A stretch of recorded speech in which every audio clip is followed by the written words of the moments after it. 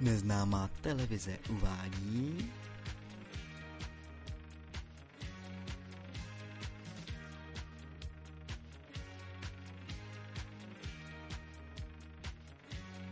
Barbra Streisand.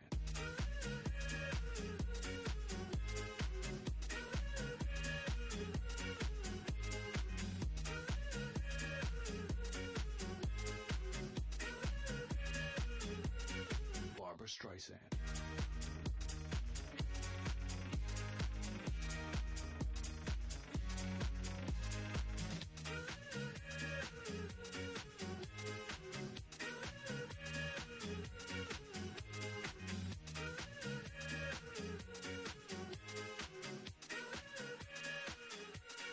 Barbra Streisand.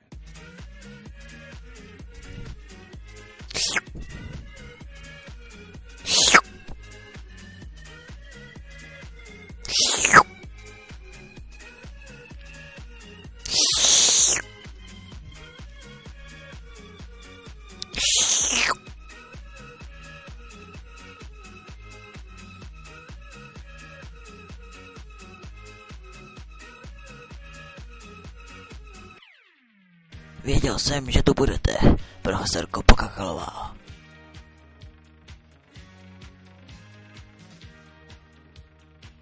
Dobrý ráno, dětko Rumpále. Je pravda, že jsem se zhulila, Kentusy? Jako kráva, paní profesorko. Bylo to nechutný. A co ten buzík?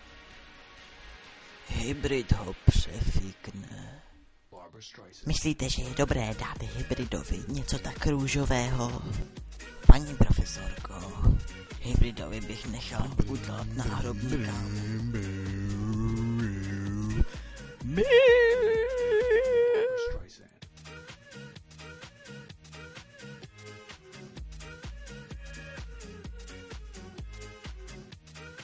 Dětku starý Rumpále, radavička Pokakalová.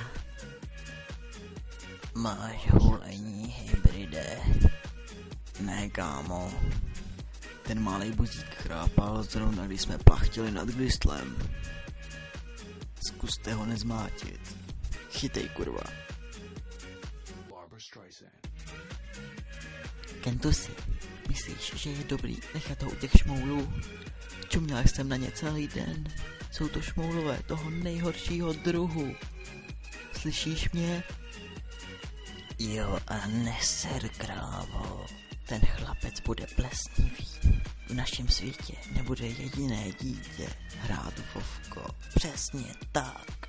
Bude mnohem lepší, když bude vyrůstat stranou toho všeho. Dokud nebude ready.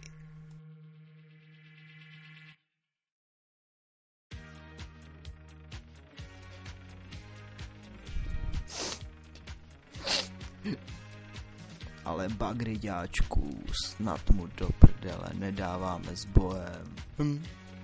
Barbra Streisand. Pan a paní Dálenovi, Mravenčí ulice -4, Pichálkov. Hodně štěstí, Lenny Hopre. Barbra Streisand.